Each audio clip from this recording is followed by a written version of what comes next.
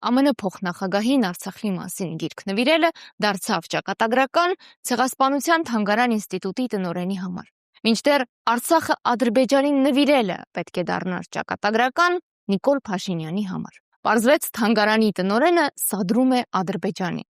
Մինչդեռ ինքը Փաշինյանն է սադրում հայ ժողովրդին։ Կռիվ է տալիս ազգային բարի հետ, խմբագրում է դասագրքերը, պատմությունը, անկախության հռչակագիրը համարում է կոնֆլիկտի հռչակագիր։ Վստահ եղեք, նոր սահմանադրությունում բարձրագույն արժեք հռչակելու է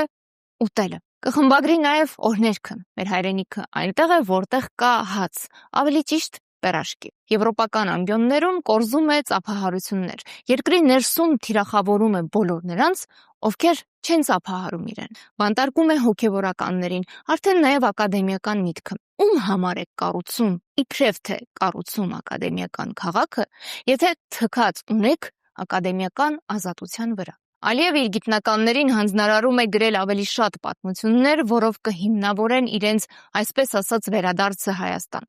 Մեծ շուքով տոնում է Գիտությունների ակադեմիայի կազմավորման տարեդարձը, իսկ Նիկոլ Փաշինյանը մեր Գիտությունների ազգային ակադեմիան տանում է լուծարման, իսկ գիտնականների աշխատանքը մակուլատուրա։ Փաշինյանի հռչակած հանրապետությունում, ավելի ճիշտ միապետությունում, արգելվում է բարձրաձայնել գիտական ճշմարտություն, չէ՞ որ այն կարող է հակասել միապետի համոզմունքներին։ Արգելվում է նաև մտածել, շնչել դեռ կարելի է։ Փաստացի քաղաքացիների ցուցակը մեծանում է։ Լրագրող, բժիշկ, գիտնական, հոգևորական, ուղերձը մեկն է, կամ ծառայում եք միայն իշխանությանը, կամ գործից կազատվեք, կդատվեք,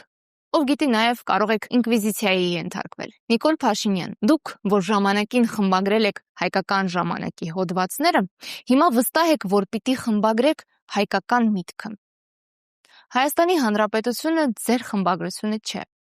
իսկ հայ ժողովուրդը ձեր կուսակիցները չեն, որոնց դուք տվել եք միայն